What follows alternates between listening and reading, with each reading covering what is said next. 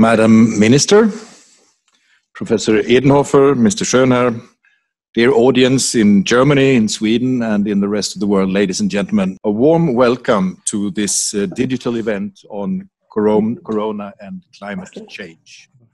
My name is Per Töresson. I'm the Swedish ambassador to Germany here in Berlin. Originally, we had planned to hold this event in June during the Sustainability Week, but for obvious reasons, we had to postpone it.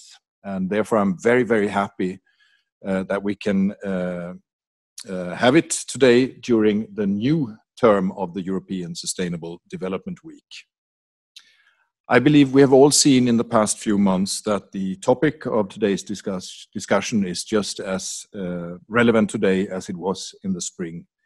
Many governments all over the world, including the German and the Swedish ones, are currently preoccupied with plans for the recovery from the corona crisis.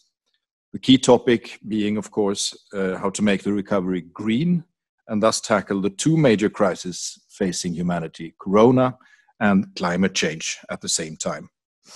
And this summer, EU leaders agreed on the next generation EU recovery instrument. This deal paves the way for a green and resilient recovery to all EU spending. In her State of the Union speech last week, Ursula von der Leyen also announced that the European Commission wants to reduce EU greenhouse gases by at least 55% by 2030. And we firmly believe it's very important that all of us get involved. So this week, the Swedish Embassy in Berlin is organizing a number of events with climate as the common denominator. On Monday in Saxony, I opened an exhibition on Agenda 2030, which we plan to send out to all other states in Germany. Yesterday, all 5 Nordic ambassadors here in Berlin organized a Twitter town hall with questions on the Nordic climate policies. And earlier today, we also had a seminar with young Nordic voices, all engaged in solving the climate challenge in their different positions. Today, I think we can look forward to a very interesting discussion with our prominent guests. And we are very happy to have Professor Edenhofer from the Potsdam Institute for Climate Research, also recipient of this year's Environment Prize in Germany. Warm congratulations, Professor. Of course, very excited to have our Deputy Prime Minister and Minister for Climate and the Environment, Isabella Lövin, with us from a studio in Stockholm. Great to see you again, Isabella. And of course, our moderator today, Christoph Schönherr. Mr. Schönherr is a strategy consultant with a history of leadership in the not-for-profit sector. He's a physicist with emphasis on climate change and also the coordinator of the International Networking of Scientists for Future. A warm welcome to all the 3 of you. And before I wrap up, I would also like to thank our partner, the United Nations Association of Germany, and in particular, Mr. Oliver Hasenkamp, for the excellent cooperation in preparing for this event. With your mandate as advocate for the United Nations and international cooperation, as well as your long-standing experience, you have again proven to be an ideal partner for us. So, without further ado, I will now leave the floor in the very good hands of Mr. Schönherr, who will guide us through the evening. Mr. Schönherr, the floor is yours. Thank you. Thank you very much, Ambassador Töresson. Thank you very much for hosting us here at the Swedish Embassy in the complex of the Nordic embassies in Berlin, both personally and also virtually via Zoom. Which is a pandemically safe format and also very climate friendly because we're obviously reducing long distance travel and also commuting for most of us. Deputy Prime Minister Lövin, thank you very much for joining us here digitally from Stockholm. And thank you, Professor Edenhofer, for joining us here in person. And a warm welcome to the online audience. And thank you for taking the time for joining us today. I'm very honored to introduce our 2 guests to you as the audience. Minister Isabella Lövin. She's the Minister for Environment and Climate of the Swedish government and also the Deputy Prime Minister of Sweden. Previously, she held the positions of the International Development Cooperation and Climate Ministry, and also was a member of the European Parliament. She's a member of the Green Party of Sweden and has a background in political science, sociology, and journalism. And welcome to Professor Edenhofer, the Director and Chief Economist of the Potsdam Institute for Climate Impact Research, together with Professor Johan Rockström and Dr. Bettina Hörstrup as co-directors. You're also the Director of the Mercator Institute for research on global commons and climate change, and last but not least, Professor of Economics of Climate Change at the Technical University in Berlin. Thank you very much for joining. I will give you a brief overview of the schedule, which is actually quite tight. We have 1 hour in total until 6:30 Central European Time. First, I would like to invite Minister Lövin to speak, and then Professor Edenhofer to give their first introductory statements. Then subsequently, there will be time for questions, and then we'll end at 6:30. During the question and answer time, you're welcome in the audience to put your questions into the question and answer part of the Zoom tool, which is at the bottom of the Zoom window. And we will collect your questions and then pose a selection of those questions to our 2 guests. Minister Lövin, Professor Edenhofer, as Ambassador Thoresen mentioned, the governments across Europe and around the world are tackling 2 major crises in parallel, the COVID-19 crisis and the climate crisis. From your particular vantage points, would you kindly share your insights on the lessons that we can learn from the pandemic when addressing the climate change? In particular, we're interested in hearing from you, which are the key elements for creating a sustainable and climate-friendly society during and after the pandemic? Which role could the United Nations play, in particular, to advance the implementation of the Paris Agreement and create new momentum for climate action? And last but not least, what can Sweden and Germany learn from each other, and how can they both best together support the efforts of the European Union in the context of the Green New Deal? So without further extending this list of complex questions, I would like you, Minister Lövin, to invite you to share with us your consideration on this topic. Thank you. The floor is all yours. Thank you so much, and thank you for the invitation, and thank you also for arranging this very important discussion at a very crucial point in our history. We really live in very, very turbulent times with the pandemic, but also with a climate crisis. So the topic of this afternoon is not only a topic that is discussed here in Sweden or in the EU or Germany, but around the world and in all societies. COVID-19 has caused a global crisis and has in many ways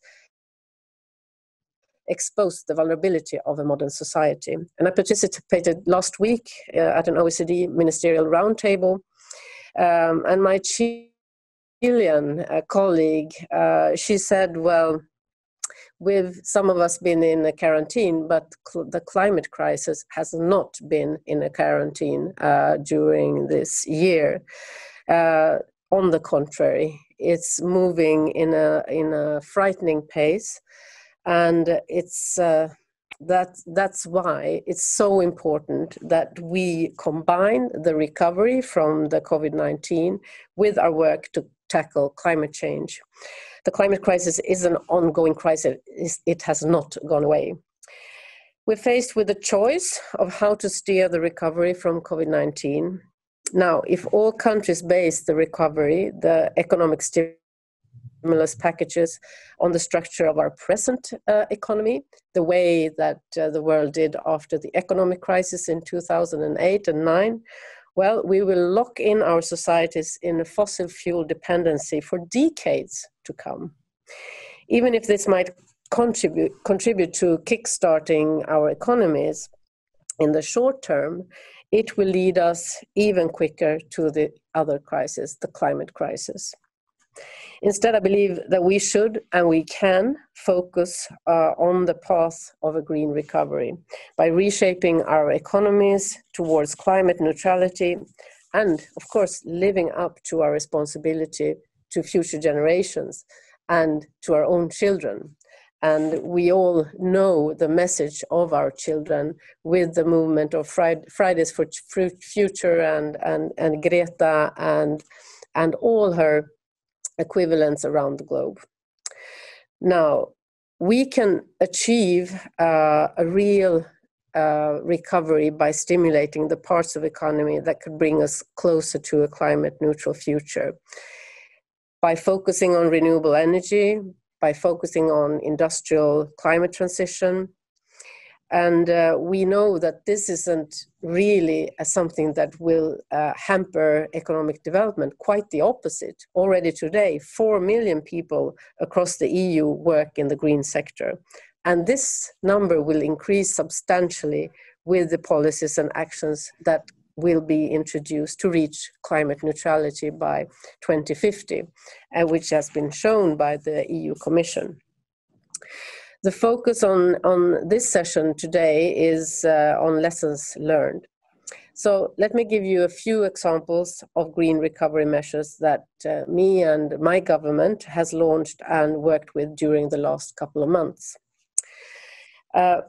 First of all, the focus has been on green transition. We already had set that target for ourselves to become a fossil-free welfare state, but now we really see the opportunity to accelerate that transition. The Prime Minister has set up a ministerial working group on climate policy, in which a group of ministers make sure that we integrate climate action in all our work and all our policy areas. And of course, as a climate minister, it's not under my mandate to do all the transition that is needed, but also the Minister for Agriculture or for Industry and all the other ministers have to be on board to make the real transition. And step by step, we are approaching some really interesting I would say, transitions in the sector of the industry. And a few weeks ago, I participated at the launch of the world's first pilot plant for fossil-free steel in northern Sweden. This is going to be a game changer. It's a great example of industry transition, and it's happening here and now. And I was very proud to hear President of the EU, Ursula von der Leyen, mentioning this pilot plant in her State of the Union last week, because this really has the potential of real transformation of the steel industry across the world, which would mean a reduction of global emissions by some 6%. Another lesson from this COVID crisis is that previously launched platforms or initiatives quickly and effectively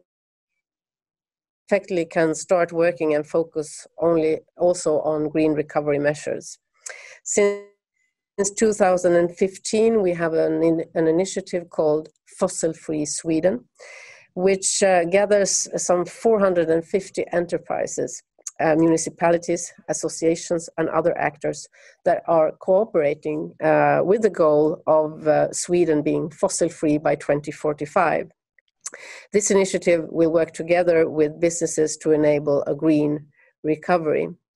And of course, we're supporting that by big investments in the state budget for next year. We have proposed investments of equivalent to €1 billion to green recovery initiatives in the budget bill for 2021.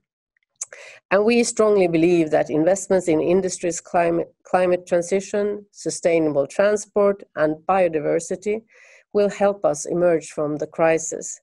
But it will also create new jobs and contribute to human health, and also strengthen our competitiveness. Lastly, I would like to end on a positive note. This COVID crisis has taught us that we are able to act very quickly when we are in a crisis. We've seen unprecedented measures being taken all across the world to save lives and protect human health. And I hope and I believe that the world can come together as decisively, as inventively when it comes to solve the climate crisis as well.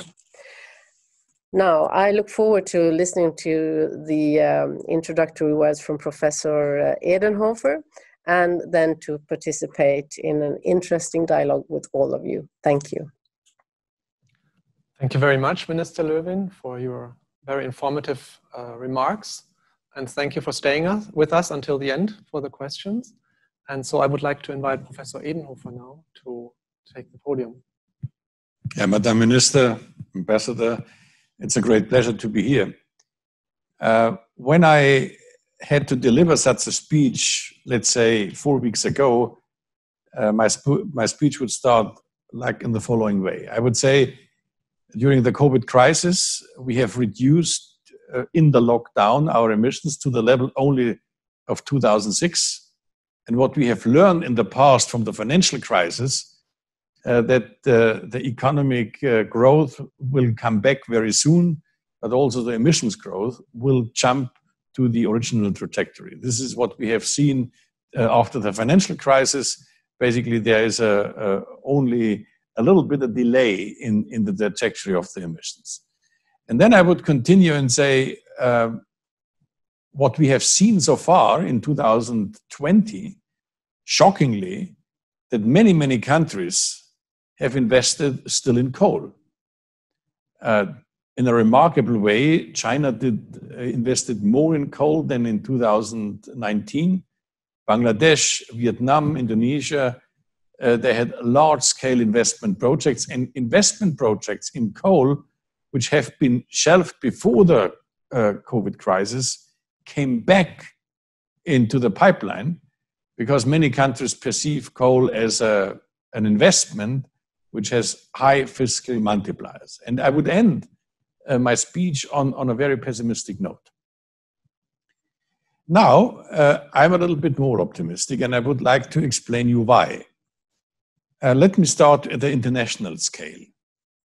Of course, we have a postponement of COP26, but we have the announcement of China to become carbon neutral by 2060, which is an enormous announcement from my point of view. And even more importantly, they have indicated they will peak their emissions in 2030. So this is really a sign for hope. And I believe that due to this announcement of China, EU would now be in a much better position to launch talks with the smaller Asian countries like Vietnam, Bangladesh. Vietnam, for example, has announced a moratorium for coal investments over the next 10 years, not the phase out, but at least the moratorium. Here we can work on this. So at an international scale, I was for a very long time very skeptical about the United Nations framework and about this process. We are stuck basically in negotiations about nitty-gritty details on Article 6. But still, there is now room for creating coalitions among larger countries, and in particular between Europe and China, with all the difficulties and all the problems. Now let me move on to add, which adds to my optimism, it's the European level. And I deeply believe that the European Green Deal is a game changer. Again, when policymakers have announced a new target in the past, I was not impressed at all. Because announcing targets is a game which we have seen over the last 10 years, again and again, but this time I believe it's different. Why it's different? Let me explain this. So Ursula von der Leyen not only announced a 55% target, a new target which tightens emissions reduction, I would say yes, that in itself is remarkable, but what is more remarkable is that this new target creates a new momentum to change institutional settings even in the EU member states. And this is worthwhile to be explained a little bit more. First, even it is open to debate to what extent this 55% will be delivered mainly by the industry sector and the power sector or by the non-ETS sectors. This is open to debate, but whatever will happen, we will see very likely a remarkable increase in the CO2 price in the European emissions trading scheme. And this will facilitate a coal phase out at a much higher pace in Germany, but not only in Germany, but also in Poland. Poland has changed completely the mindset. Poland is now at the edge of a fundamental change in the energy system. And this will be facilitated by a reform of the European emissions trading scheme. Now there will be discussions to what extent new sectors should be included in the EU ETS or to create an emissions trading scheme for the current non-ETS sectors for transport, heating, building, and agriculture. We will see what will happen, but it is for sure that the investors on the market expect a higher CO2 price, and this higher CO2 price will kick off a fundamental transformation. I would even argue that the announcement of the 55 target plus the carbon neutrality by 2050 will set all the sectors into an almost irreversible motion. We will see a lot of problems, no doubt about this. We will see a lot of frictions. We will see a lot of necessity of adjustments. Some people even argue that we can expect a regulatory monster wave. That's true, but this is an enormous opportunity now to set the incentives right, that the enormous amount of money which is now invested in Europe and outside Europe can be invested in the right directions, in the right technologies, in the right sectors. And when we look at I apologize for referring to Germany because as a German it is much more easier to blame my own country than to other countries. But there is not too much to blame because in Germany, we have set up a phase out of coal. We have decided a national emissions trading scheme for the transport, heating, and building sector. But what can be taken for granted, we need a fundamental adjustment of this institutional setting because of these new EU targets. So in that sense, I would say it's a fascinating time that we are now in the middle of this post-corona crisis. In the middle of this post-corona crisis, we see now really signs for hope at the international, the UN scale, the EU scale, and at the national level. I would say this is something which I haven't seen so far since I am working in this area of climate and energy policy. Despite of my natural pessimism, we Germans are like slightly pessimistic all the time. And I feel very much a duty to be pessimistic. But today, I have to say, I should be modestly optimistic. Thank you, Professor Edenhofer, for this very optimistic statement. If I may explore just there a little further, you said that the CO2 price is likely going to be going up, and that would set up in motion a whole chain reaction of betterment, so to say. Mm-hmm. What would you see from your perspective as the possible obstacles to that? That it's actually not going to go by itself. What would we need to be watchful for? Yeah, the interesting thing is that it is not decided yet, to be honest. So what's the division of labor between the so-called ETS sector, which basically is industry and power, the power sector, and the non-ETS sector. But whatever we do,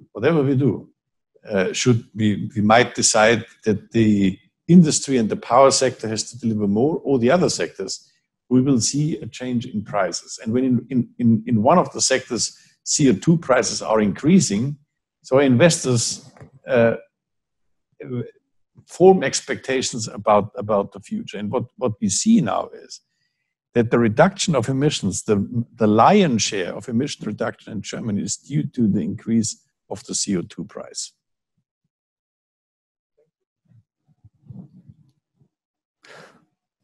Minister Lövin, if I may come back and ask you a question.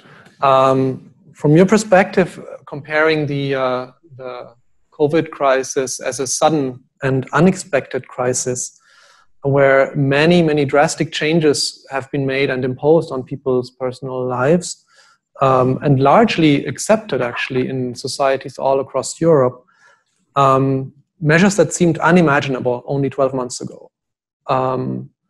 How would you see that in light of a longer-term crisis like climate change, where it has been, like, for the last decades, like 4 decades or so, been quite difficult for people to accept, like, measures that might be needed to get the situation under control in the long run? What do you see as, like, the key factors there so that we can progress even in a crisis that is on a very different time scale? I think that's an extremely interesting question. And of course, the first ever global UN environment conference was held in Stockholm in 1972. It's almost 50 years ago.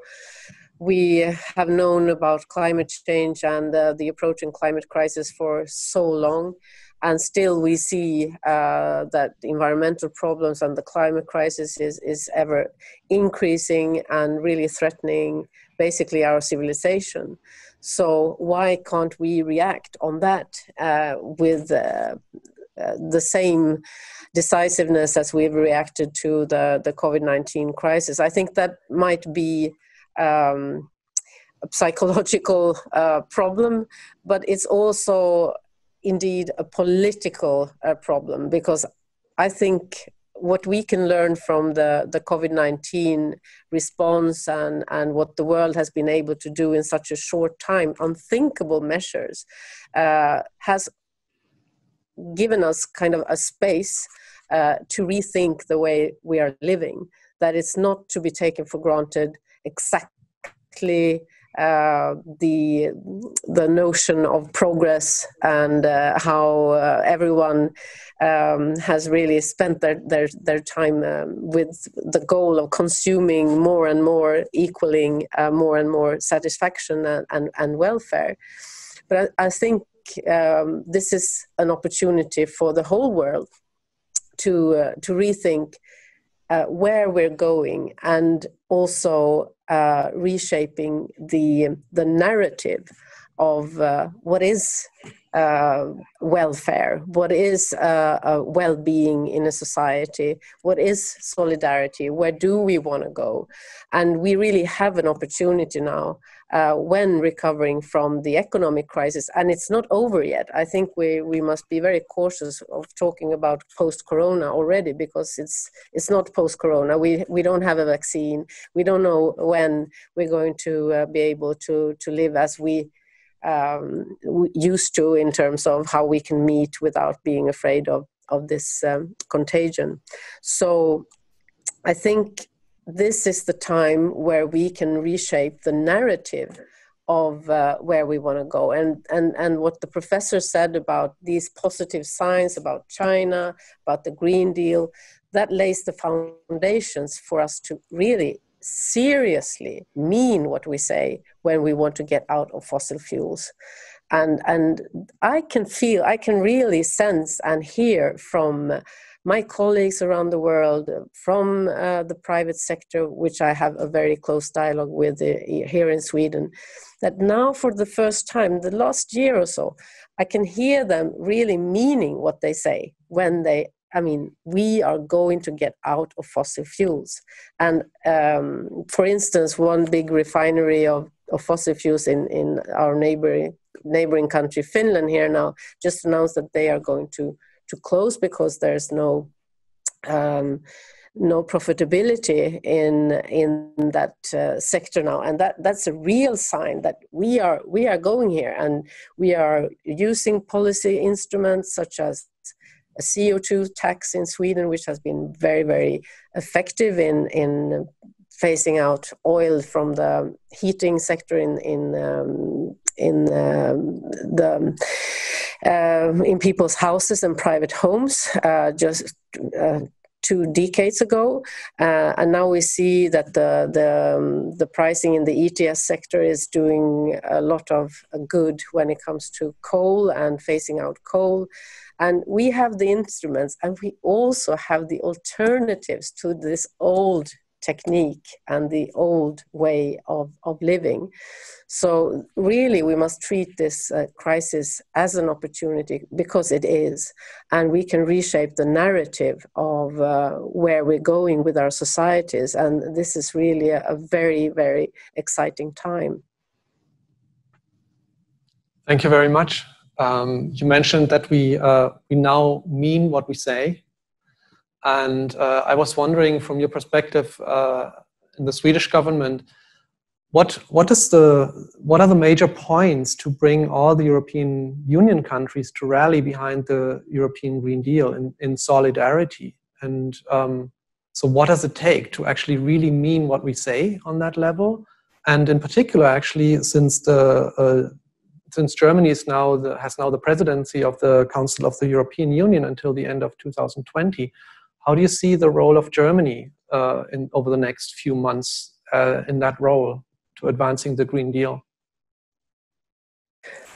Well, to answer the last question first, I think Germany has an immensely important role, both as a member state, but of course as the president of the European Union now for the next months. We need to deliver on an enhanced goal for 2030. I very much welcome the Commission's proposal of at least minus 55%.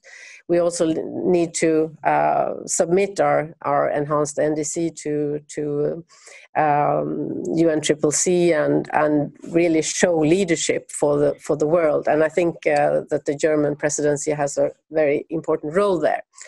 Now, how are we going to get all the member states to rally behind the enhanced ambitions?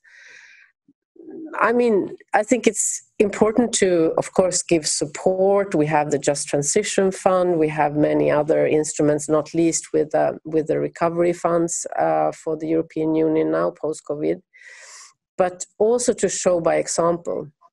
And as I mentioned in my introduction, I was really proud when Ursula von der Leyen mentioned the pilot plant steel production in Sweden, because the steel production across the world is a really substantial contributor to climate change by using a technique that was basically invented 1,000 years ago with the old coal mines that produce steel from iron ore. And now we have a new technique by using green, clean hydrogen. And it's possible to do. We've invested from the Swedish side, from the government side, in this pilot plant. And I already hear from colleagues in Germany, from across the world, from India, they want to come and they want to see. And basically once one heavy industry like the steel industry, when they have examples that can show you can do the transition, the technology leap that you need to do, then others will follow. So I think we need to really work to get these positive examples. And I know that they're there, but to unleash the potential, governments need to work with the industry and with research and innovation, provide resources, make these partnerships work. And once one sector takes the lead, others will follow. And this is, we don't have any time to waste anymore. And I think this, when I said, well, people are starting to believe what they're saying, but they need to see that it's possible, and it is possible. And that's very important work for all of us to do. And I think the Green Deal, as the professor mentioned, is really a huge step forward and can unleash a lot of innovation across Europe. Thank you very much for emphasizing that, showing that it's possible is so important, and giving good examples. Before I come to the next question to Professor Edenhofer, I would like to remind the audience that you can please use the question and answer tool in Zoom and pose more questions if you like. We still have about 25 minutes until the end of this session here.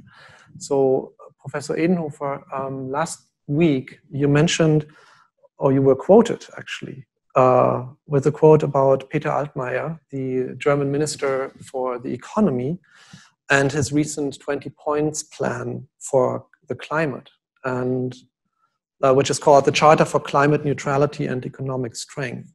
And you said that his proposal is actually quite remarkable, and that Minister Altmaier might have the potential to become something like entering the history books as the Ludwig Erhard of the energy transition, similar to the economic miracle post-war in Germany. From your point of view, what are the most important points that he mentioned among those 20, and do you see any obstacles in implementing those? I always see obstacles. That's my job as an academic, and in particular as a German professor, to highlight obstacles. But one thing is really remarkable in this 20 point plan. It says, at least in my interpretation, that Germany now wants to change or is willing to have a paradigm shift towards not only achieve carbon neutrality, but also to use carbon pricing as the most important policy tool to do this. And let me highlight this, why this is, from my point of view, very important. Over the last, I would say, even over the last 30 years, environmental policy was extremely successful with regulatory measures, extremely successful. But environmental policy has never given the task to transform a whole economy. So we have never done such a thing. So what we are doing now, what we are supposed to do, is to decouple economic growth from emissions. And it is not just that we decouple that a little bit. In the end, we need zero emissions. Zero emissions. And this basically can only be done when all the sectors are transformed. And this is something which is unprecedented, and I would even say it's very hard to find a situation, a historical situation, where economies have done this. Probably you might say such a transformation was at stake when China basically transformed the central planned economy to a more market economy. You might think about Eastern Europe. But anyway, I do not care about this historical images. The most important thing is it is a large-scale transformational change, a large-scale structural change. We have never done such a thing before. Then we have to think about what tools are at hand to do this. And the most important thing is that we are talking now about technologies, green steel, electromobility. Of course, these are wonderful alternatives, but in fact, nobody knows, and nobody can predict technological progress. I'm very blunt and directly about this. Show me somebody who can tell the technological progress. I don't believe this. So including my own projections and predictions about technological are all completely wrong. What does this mean for setting up a regulatory framework? The most important thing is you have to give room for innovation. And you have to do this in a way that basically you create incentives for innovation. And the most important tool, I'm not saying it's the only tool, but the most important tool are indeed price signals. Because price signals are understood by the consumers, they are understood by the investors, they are understood by the financial sector. And here I would like to highlight one important thing. And this is also a very remarkable aspect. A new actor is now entering the stage. And these are the central banks, the European Central Bank, and other institutional investors. They are now really very interested not only in the risk of climate impacts, like extreme weather events and so on. This is for them a very important issue, but also to deal with regulatory and the transformative risks. One thing is, of course, stranded assets. There are many studies commissioned by the central banks asking the question, is the transformation of our economies a reason to be concerned about the financial stability because we create so much financial assets? We come to the conclusion, if it is managed well, this is shouldn't be a big problem, but you can see what is at stage and how deep this transformation is, that basically central banks, finance ministries, institutional investors are now interested in this issue. Now our task is, and this is a huge challenge, to come up with a regulatory framework where the business can operate. And my understanding is that the business community is now prepared to do this, but they are asking the policymakers, the regulators, to come up with something which is really creates a space, creates an environment where basically the environmental friendly innovation can flourish. Thank you. So we have a few questions from the audience now, which first of which I will read to you. Here's a question from Arne Harting from the Federal Foreign Office here in Germany. Science plays a strong role in climate policy and also in fighting the pandemic. Still, politics cannot only follow scientific advice, but also aims at balancing interest groups like business, social stakeholders, and environmentalists. How do you strike this balance in Sweden, Deputy Prime Minister Lövin? Well, thank you very much for that question. Of course, we have a very famous youth movement from Sweden, which has kind of the slogan, Unite Behind the Science, which Greta Thunberg and Fridays for Future so rightly point that we are not following the advice or the knowledge provided by our scientists so far. But I also think it's important that we must believe that we can make this transition through policy measurements that are very clear. Professor Edenhofer talked about price signals. I think that is really an important tool to use, but also stating very clear goals. And when it comes to bringing the industry along, or bringing the private sector and those that need to do the job, then we created this platform in Sweden called Fossil Free Sweden, where we basically gathered all the big emitters and we said, hey, you are going to do this job. We have the Swedish Parliament has set the target of net zero emissions by 2045. In 25 years, we all need to be there. So what do you need? What obstacles do you see in order to get there? So by now we have some 20 roadmaps from different sectors, from the forestry, from the steel sector, from the heavy transports, from agriculture sector is coming along, and the major emitters. So if you bring all these roadmaps together, they are encompassing some 70% of Swedish emissions. So they show what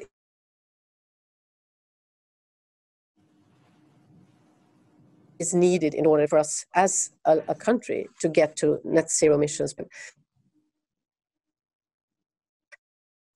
And then we need to work with forms for testing, pilot plants, innovation, and the connections to academia and to innovation.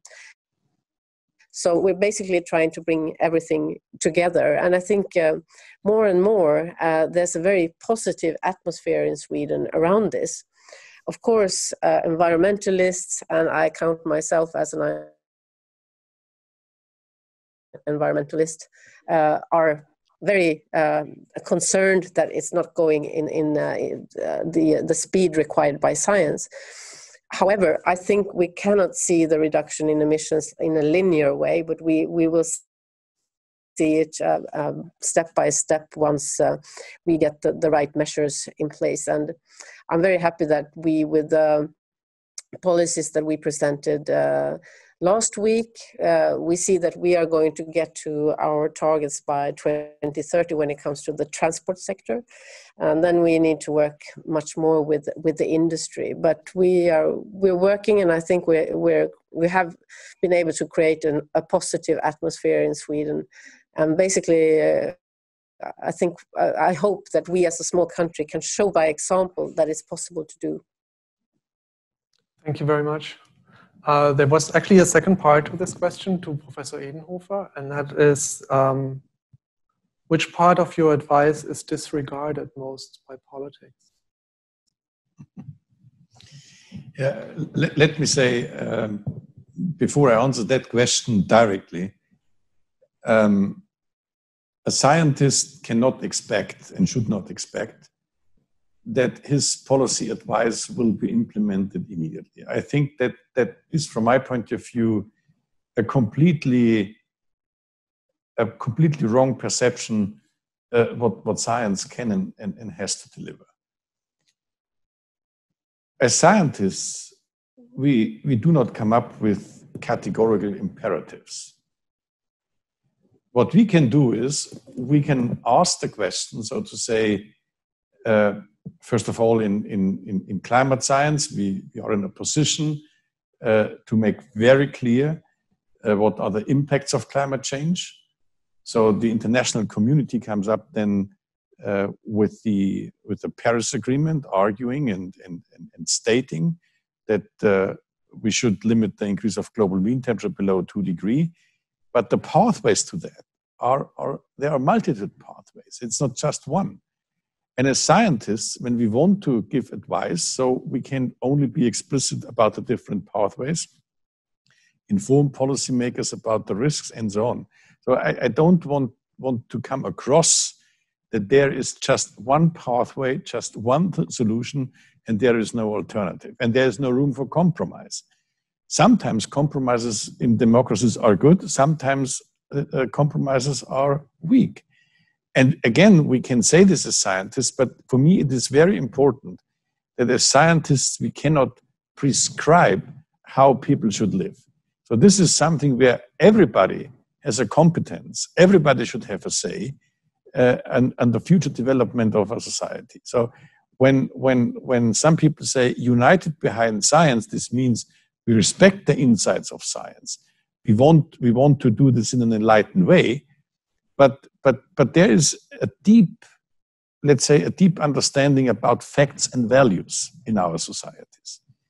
And most of us have been trained, people, elderly people like me, when they're young academics, there's a clear distinction between facts and values. So science is responsible for the facts, and the value judgments are up to the policymakers and the public. And this is not true. Facts and values are intertwined, and this is so complicated how to speak. And what I'm saying is that the only thing what we can do as a service to the society, being explicit about the underlying value judgments. But this is unavoidable. So, and what advice is mostly ignored, I would say over the last 10 years, the importance of price signals, the importance of carbon pricing has been ignored so far. But we made progress. And the most important thing is scientists should never say, I'm ignored. We should say, let's try to come up to organize a social learning process where the decision makers in politics and the business can learn, but also we as scientists have to learn. And I would like to give you an example of what I learned over the last few years. When I started as a younger economist talking about policymakers, I always entered the door and said, look, I explain you what is the most efficient way. but policymakers are not interested primarily in efficiency.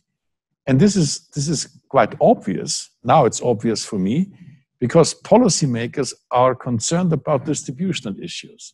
Distributional issues are very, very often ignored by economists. So therefore, if you want to be relevant for the decision makers, you have to say something on distributional concerns. Last year, the CO2 price reform in Germany was only feasible because in the end, we made some reasonable proposals how to address distributional concerns, because it's a matter of fact, climate policy in general and carbon pricing in particular impacts the low-income households. So you have to deal with that. So, and that's a very sound and a reasonable way, and I hope so. The other side has also learned something, and I think, from my point of view, policymakers should realize this huge transformation process. We cannot afford very huge price differentials across the sectors, because this is socially and politically not feasible. So, and over time, I hope we can learn from each other, but we shouldn't be so arrogant as academics and scientists. So we have the truth, and the bad word of politics ignores that. That's too simple. Thank you. There's a question about which role cities play in both combating climate change and causing it, and also in the recovery process from COVID-19. Cities need support from national governments. And what are, in your view, the most important areas for national governments to support a sustainable transformation in cities in particular? Maybe to both of you. Minister Lövin, if you'd like to start. Microphone. Well, thank you. No, I think cities have an enormously important role to play in the transformation.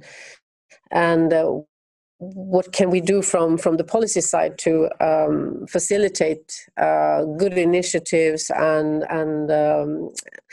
let's say more sustainable way of building our cities and living in the cities? We have provided a co-financing scheme called Good Environments for Cities, where the municipalities can apply for co-financing, for instance, for collective transport, for bike lanes, for green infrastructure in the cities, and planning for housing in an environmentally sound and smart way. So they can really plan for both housing and transport and everything connected to that. So it's possible to live in a more sustainable way. So that has been a positive program. It's been running now for some 5 years, and we continue to do that. And I think there's a lot of potential with cities to make their own targets to reduce emissions, but also combine that with plans to make cities better for people to live in, with less traffic, less noise, less air pollution, and better spaces for people to meet and to live, for children to play. So that is, I think, a real win-win.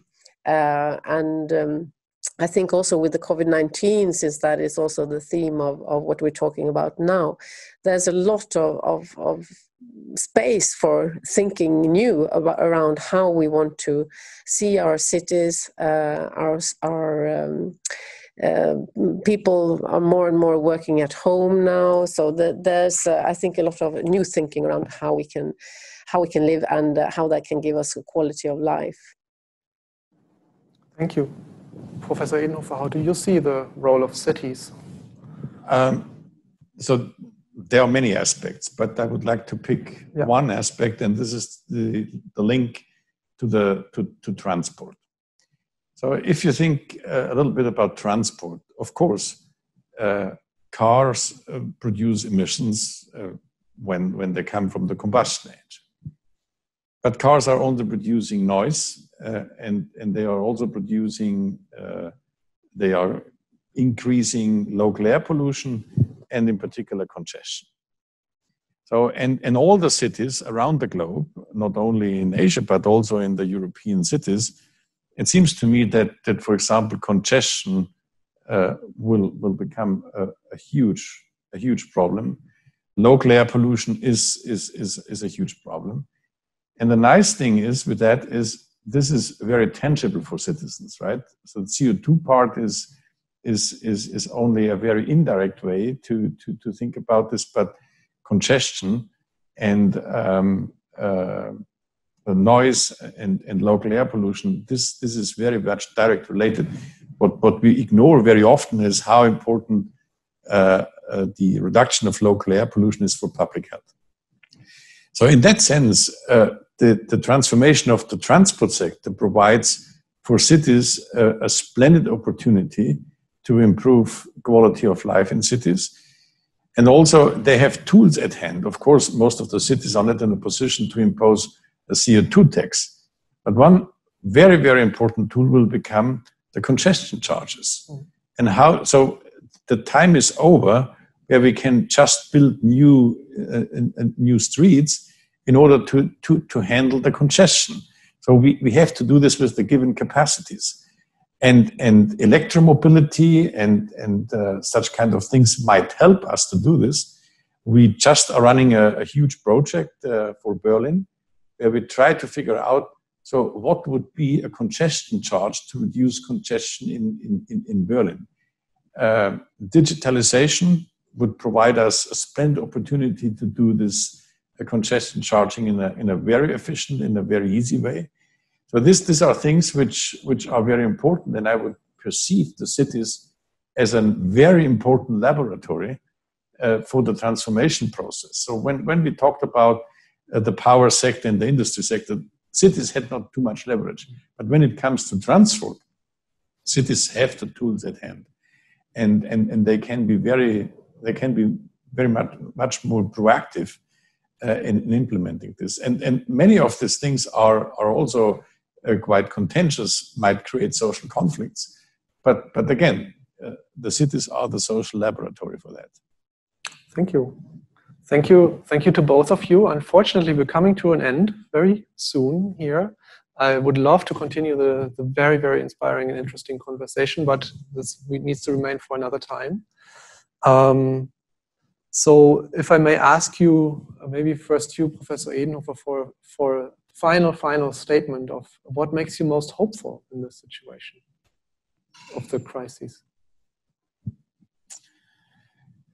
Yeah, to be honest, I don't like to talk about the COVID crisis and say, yeah, this crisis is just wonderful. I don't think it is just wonderful. It's a problem. So I don't wish that we are in a crisis. But given the fact that we are in a crisis, so I have to say what makes me modestly hopeful is, again, that governments, and in particular democracies, so that's my democracies responded very reasonably to the crisis. And I would say I'm quite concerned about this, that there's the system competition between democracies and autocracies. That's a huge thing. And we should not take democracy for granted. And I think we have to improve our democratic institutions. That is enormously important. And what gives me hope is that now people realize what democracies can deliver, but this should also be for us an incentive to think more how to make democracies work, to perform better, because this is something which is enormously important, and we are in the middle of a system competition. And this is something where I really hope that Europe, here I would like to highlight that I am a really passionate European. I hope that Europe can stand up to these huge challenges. Thank you. We certainly all hope. Minister Lövin, what makes you most hopeful? Well, I think the fact that we're having all these conversations now, and we really have the time to reflect on the future and what we want the future to be. And it's been like an emergency break for the whole world with the COVID-19 pandemic.